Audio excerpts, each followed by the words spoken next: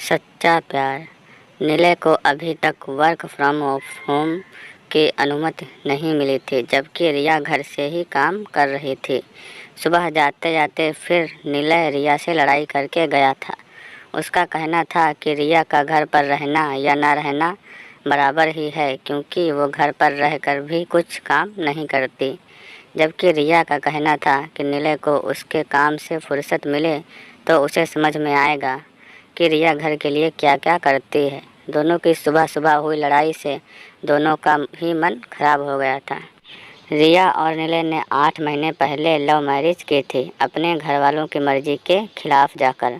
दोनों ही कामकाजी थे और अपने अपने काम में बहुत परफेक्ट होने के साथ उसके लिए बहुत महत्वाकांक्षी भी थे।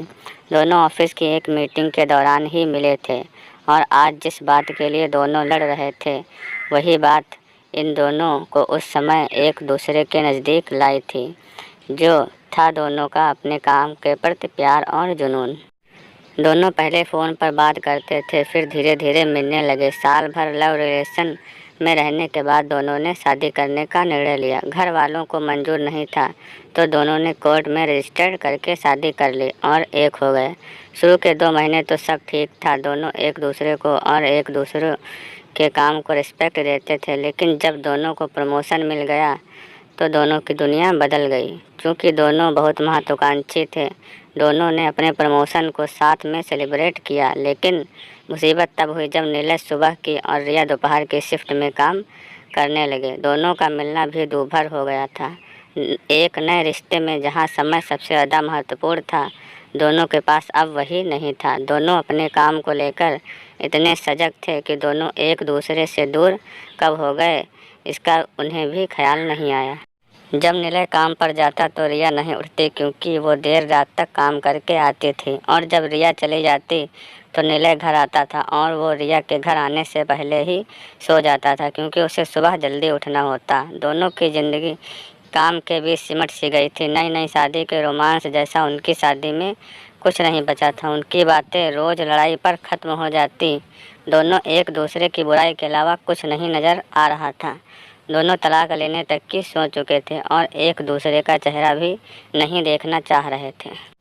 इसी बीच आए इस कोरोना वायरस ने उनकी ज़िंदगी में भूचाल ला दिया था। अब सभी को घर से काम करने के आदेश थे, तो रिया तो पहले घर पर थी, कल से निलय को भी घर ही रहना था। अगले दिन सुबह जब निलय उठा तो उसने देखा रिया अभी सो रही थी। उसने अपने लिए कॉफ़ी बनाई तो उसे लगा रिया उठ गई। उसने अनायास ही उसके लिए भी कॉफ़ी बनाकर उसके कप में टेबल पर रख दी। रिया आई तो देखा निलय गैलरी में खड़ा कॉफ़ी पी रहा था और उसकी कॉफ़ी बनी हुई है। उसे बड़ा आश्चर्य भी हुआ, पर ऐसा भी लगा कि जैसे दिल के एक कोने में किसी ने नई दस्तक दी। वो सहसा पुराने दिन याद करने लगी, जब वो और निलय कैसे कॉफ़ी पीने के लिए मिला करते थे। उसने अपनी यादों में कॉफ़ी का एक घूंट लिया और फिर यादों में खो गई। कितना प्यार करता था निलय उससे, उसकी हर बात मानता था, उसमें सिर्फ अच्छा ही लगता था सब उसे। अब देखो, बस यही सोचते हुए ब्रेकफास्ट बनाने लग गई। उसने अपनी ही धुन में कब निलय का फेवरेट आलू पराठा और मसाला दही बनाया उसे ध्यान नहीं। बनाकर टेबल पर रखकर वो नहाने चली गई। निलय जब टेबल पर आया तो गरम गरम आलू पराठे और दही देखकर उसके मुंह में पानी आ गया। वो याद करने लगा कैसे रिया उसे अपने हाथों से खिलाती थी और कितना प्यार करती थी। और अब पर जब पराठा चखा तो फिर रिया की प्यार भरी यादों में खो गया। नाश्ता कर वो भी अपने काम में लग गया। रिया खाने की तैयारी कर अपने काम में लग गई। दोनों एक ही घर में चुप चुप से थे, कनखियों से एक दूसरे को निहार रहे थे, मानो अपने आप से पूछ रहे हो कहाँ गए वो प्यार करने वाले पागल पंछी, जो कितनी भी व्यस्तता हो एक दूसरे के लिए समय निकाल लेते थे, जिनका एक दूसरे के बिना ना तो दिन होता था ना रात, जो हर छोटी बड़ी बात एक दूसरे से बताते थे, जो हर वक्त साथ रहने की कोशिश करते थे, रूठते थे, मनाते थे, प्यार करते थे, रुलाते थे, समझाते थे। एक दूसरे का चेहरा देख बात समझ जाया करते थे। आज जो एक दूसरे के सामने हैं पर चुप हैं, एकदम खामोश, जैसे दोनों के दिल बात कर रहे हों और नज़रें खामोश सी गलवाहें डाल बस एक दूसरे को निहार रही हों। निलय ने रेडियो चालू किया तो उस पर गाना बज रहा था, दो दिल मिल रहे हैं।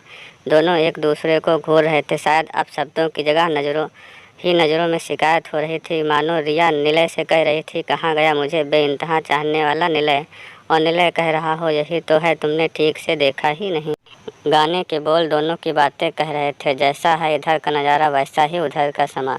बस यही हाल दोनों के दिल का भी था। बस चुपचाप दोनों नज़दीक आए। रिया की आंखों से एक आंसू छलका और वो निलय के होठों ने छुआ, और बस उस गाने के साथ चुपके चुपके दो दिल फिर मिल गए। इस कोरोना के क्वारंटाइन ने एक टूटा हुआ रिश्ता जोड़ दिया और दो प्यार करने वाले दिलों को फिर मिला दिया।